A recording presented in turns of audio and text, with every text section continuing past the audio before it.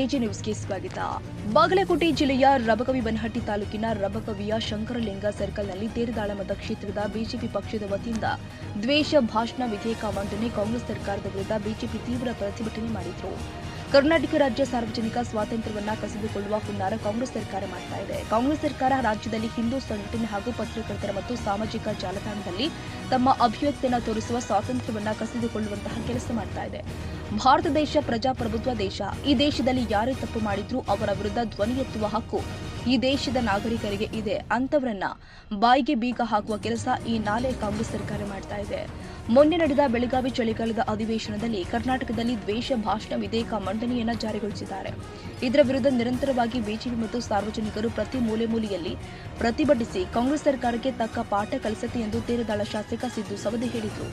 ಕೂಡಲೇ ಕಾಂಗ್ರೆಸ್ ಸರ್ಕಾರಕ್ಕೆ ಏನಾದರೂ ನಾಚಿಕೆ ಮಾನ ಮರ್ಯಾದೆ ಇದ್ರೆ ಕೂಡಲೇ ದ್ವೇಷ ಭಾಷಣ ವಿಧೇಯಕ ಮಂಡನೆಯನ್ನ ರದ್ದುಪಡಿಸಬೇಕು ಅಂತ ಆಗ್ರಹಿಸಿದ್ರು.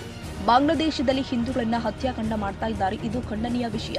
ನಮ್ಮ ಭಾರತೀಯ ಸೈನಿಕರು ಬಾಂಗ್ಲಾದೇಶದ ಮೇಲೆ ಯುದ್ಧಕ್ಕೆ ಹೋದ್ರೆ ಇಡೀ ವಿಶ್ವದ ಭೂಪಟದಲ್ಲಿ ಬಾಂಗ್ಲಾದೇಶ ಇರೋದಿಲ್ಲ. ಅಷ್ಟೊಂದು ಬಲಾಢ್ಯ ಸೈನ್ಯ ಭಾರತ ದೇಶದಲ್ಲಿ ಇದೆ. ಕೇಂದ್ರ ಸರ್ಕಾರ ಕೂಡಲೇ ಬಾಂಗ್ಲಾದೇಶದಲ್ಲಿ ಇರುವಂತಹ ಹಿಂದೂಗಳನ್ನ ಮತ್ತು ಹಿಂದೂ ದೇವಾಲಯಗಳನ್ನ ರಕ್ಷಿಸಬೇಕು ಅಂತ ಆಗ್ರಹಿಸಿದ್ರು. 1975ರಲ್ಲಿ ಅಂದಿನ ಪ್ರಧಾನಮಂತ್ರಿ ಇಂದಿರಾ ಗಾಂಧಿ ಅವರು ತುರ್ತು ಪರಿಸ್ಥಿತಿಗಳನ್ನ ಹೇರಿ ಹಿಂದೂಗಳನ್ನ ಟಾರ್ಗೆಟ್ ಮಾಡಿ ಗುಂಡು ಹೊಡೆಯುವ ಕೆಲಸ ಮಾಡಿದ್ರು. ಈಗ ಅದೇ ಪರಿಸ್ಥಿತಿ, ಅದೇ ಮಾದರಿಯಲ್ಲಿ ಕರ್ನಾಟಕ ರಾಜ್ಯದ ಕಾಂಗ್ರೆಸ್ ಸರ್ಕಾರದ ವಿರುದ್ಧ ದ್ವೇಷ ಭಾಷಣ ಮಾಡಬಾರದು. ಒಂದು ವೇಳೆ ಮಾಡಿದ್ರೆ 10 ವರ್ಷ ಜೈಲು ಪಾಲು ಆಗುವ ಕಾಯ್ದೆಯನ್ನ ಜಾರಿಗೆ ತಂದಿದ್ದಾರೆ. ಇದರಿಂದಲೇ ಗೊತ್ತಾಗುತ್ತೆ ರಾಜ್ಯದಲ್ಲಿ ಹಿಟ್ಲರ್ ಆಡಳಿತ ಕಾಂಗ್ರೆಸ್ ನಡೆಸ್ತಾ ಇದೆ. ಸಾಯೋ ಕಾಲದಲ್ಲಿ ದೀಪ ಹೆಚ್ಚು ಉರಿಯುತ್ತೆ ಅಂತ ಪರಿಸ್ಥಿತಿ ಕಾಂಗ್ರೆಸ್ಗೆ ಬಂದು ನಿಂತಿದೆ. ನಿಮಗೆ ಜನ ತಕ್ಕ ಪಾಠ ಕಲಿಸ್ತಾರೆ. 2028ರಲ್ಲಿ ಕರ್ನಾಟಕ ರಾಜ್ಯದಲ್ಲಿ ಬಿಜೆಪಿ ಸರ್ಕಾರ ಅಧಿಕಾರಕ್ಕೆ ಬರುತ್ತೆ.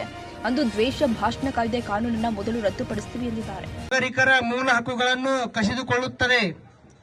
ಸಂವಿಧಾನ 19 ಪರಿಚ್ಛೇದಕ 2 ಪರಿಚ್ಛೇದಕದಡಿ ವಾಕ್ ಅಥವಾ ಅಭಿವ್ಯಕ್ತಿ ಸ್ವಾತಂತ್ರ್ಯದ ಉಲ್ಲಂಘನೆ ಆಗಿದೆ.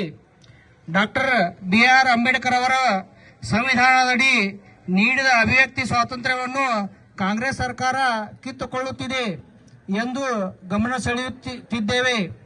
ಸರ್ಕಾರದ ವಿರುದ್ಧ ಮಾತನಾಡುವವರ ಬಾಯಿ ಮುಚ್ಚಿಸುವ ಸಾಧನವಾಗಿದೆ. ಇದರಡಿ ದ್ವೇಷ ಭಾಷಣಕ್ಕೆ ನೀಡಿರುವ ವ್ಯಾಖ್ಯಾನವೇ ಅಸ್ಪಷ್ಟವಾಗಿದೆ.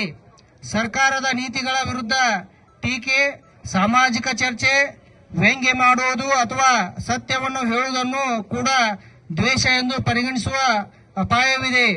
ಜನರು ಭಯದಿಂದ ಮಾತನಾಡದೆ ಇರುವುದು ಸರ್ಕಾರದ ಉದ್ದೇಶವೇ ಎಂಬ ಪ್ರಶ್ನೆ ಮೂಡುತ್ತಿದೆ ಎಂದು ತಮ್ಮ ಗಮನಕ್ಕೆ ತರಲು ಬಯಸುತ್ತೇವೆ.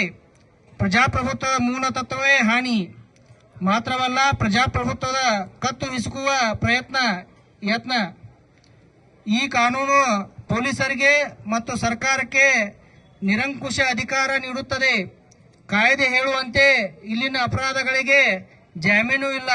ಇಲ್ಲಿ ಶಾಂತ ರೀತಿಯಾಗಿ ಪ್ರತಿಭಟನೆ ಕೈಗೊಂಡಿದ್ದ ನಿಮ್ಮೆಲ್ಲರಿಗೂ ತಾಲೂಕು ಆಡಳಿತ ಮತ್ತು ಪೊಲೀಸ್ ಇಲಾಖೆಯಿಂದ ನಿಮ್ಗೆಲ್ಲರಿಗೂ ವಂದನೆಗಳನ್ನು ಹೇಳುತ್ತಾ, ಇವತ್ತು ಇಲ್ಲೇ ನೀವೇನು ಮನವಿ ಕೊಟ್ಟಿರಿ, ಈ ಮನವಿಯನ್ನು ನಾವು ಜಿಲ್ಲಾಧಿಕಾರಿಗಳ ಮುಖಾಂತರ ಸರ್ಕಾರಕ್ಕೆ ಸಲ್ಲಿಸ್ತೀವಿ ಅಂತ ಹೇಳ್ತೀವಿ. ಇದೇ ಸಂದರ್ಭದಲ್ಲಿ ತೇರದಾಳ ಮತಕ್ಷೇತ್ರದ ಬಿಜೆಪಿ ಮುಖಂಡರು ಆದ ದರೆಪ್ಪ ಉಳ್ಳಾಗಡ್ಡಿ, ಬಾಬುಗೌಡ ಪಾಟೀಲ, ನಂದು ಗಾಯಕವಾಡ, ಸುರೇಶ್ ಅಕ್ಕಿವಾಟ, ಪ್ರಭು ಪಾಲಬಾವಿ, ಮಹಾವೀರ ಕೊಕಟ್ನೂರ್, ಸಿದ್ದನಗೌಡ ಪಾಟೀಲ, ಶ್ರೀಮತಿ ಗೌರಿಮಿಳಿ, ಶ್ರೀಮತಿ ಮಹಾನಂದ ಹೊರಟ್ಟಿ, ಶ್ರೀಮತಿ ಭಾರತಿ ಸೊಳ್ಳಕಿ, ಶಂಕರ ಕುಂಬಾರ್, ಭಾರತಿ ಶಿಕ್ಕಲಗಾರ, ಶ್ರೀ ಶೇಲಾ ಯಾದವಾಡ ಸೇರಿ ಮತ್ತಿತರರು ಹಾಜರಿದ್ದರು. ಕನ್ನಡಿಗರ ಮೆಚ್ಚಿನ ನಿಮ್ಮ ಎಜೆ 24/7 ನ್ಯೂಸ್ ಕನ್ನಡ ವಾಹಿನಿ ಇದೀಗ ಟಿವಿಯಲ್ಲಿ ಲಭ್ಯ. ಈ ವೇಳೆ ನೋಟಿಸ್ ಕೊಟ್ಟಿದ್ರೆ ವಾಪಸ್ ತಗೋತೀವಿ. ಇವತ್ತು ವಕ್ಫ್ ಪ್ರಾಪರ್ಟಿ ಅಂತೇಳಿ ಬರ್ತದೆ ಅಂತ ಹೇಳಿದ್ರೆ ರೈತರ ಬೀದಿಗೆ ಬಂದ್ರೆ ಏನ್ ಮಾಡ್ಬೇಕಾಗತ್ತೆ? ಯಾರು ವೋಟ್ ಹಾಕಲಿಲ್ಲ ಅಂದ್ರೆ ಗ್ಯಾರಂಟಿನೆಲ್ಲ ಸ್ಟಾಪ್ ಮಾಡ್ಬಿಡ್ತೀವಿ.